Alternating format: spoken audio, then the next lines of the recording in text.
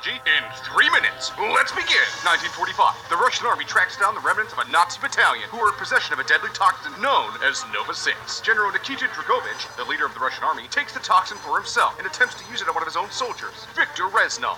He hopes to conquer the United States and send sleeper agents to hide within their borders. Reznov is saved. British forces invade during the demonstration in an attempt to take the Nova 6 gas away from the Russians. Reznov takes advantage of the commotion and escapes.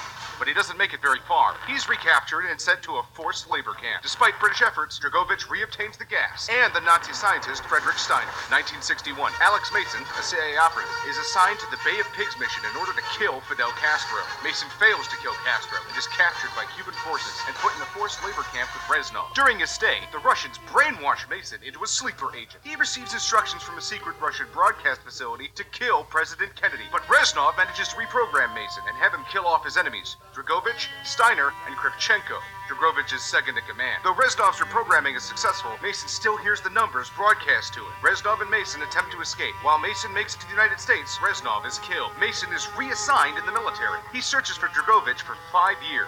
During his search, he hallucinates that Reznov is still alive and fighting alongside him. Within the visions, Reznov helps him find Steiner so he can interrogate him. However, Mason hallucinates that Reznov kills Steiner, when in reality, it was Mason who did it. Although Steiner is dead, U.S. forces find evidence of a planned invasion on the United States and the use of Nova 6. Mason is arrested. The CIA explains to Mason that he had been brainwashed and Reznov is only a hallucination. The CIA successfully breaks Mason's brainwashing, and he remembers the location of the broadcasting station that sends out his instructions.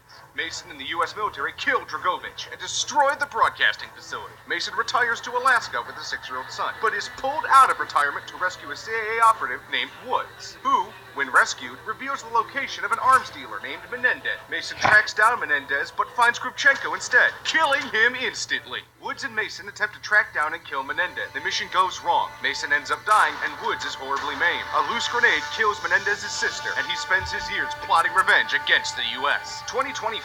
Menendez and his forces hack the Chinese stock exchange, pin it on the U.S., making America a global enemy. Mason's son, David, a U.S. Navy SEAL, tracks down and captures Menendez, but a traitor in David's squad allows him to escape. Menendez uses a special computer chip called Celerium to hack a fleet of American drones and bomb major cities around the world. David tracks Menendez down, imprisons him, and stops the Celerium from further attacks. 2075. John Taylor, a cybernetic super soldier, tracks down a rogue soldier who is wreaking havoc around the world. Elsewhere, an American soldier is injured in battle. Cybernetic surgery is attempted to save his life, but he dies shortly afterwards. And he has a really long-ass, crazy-as-fuck dream as they all die, and it seems to be strangely obsessed with John Taylor and totally confusing and misunderstanding to who he is and what he did.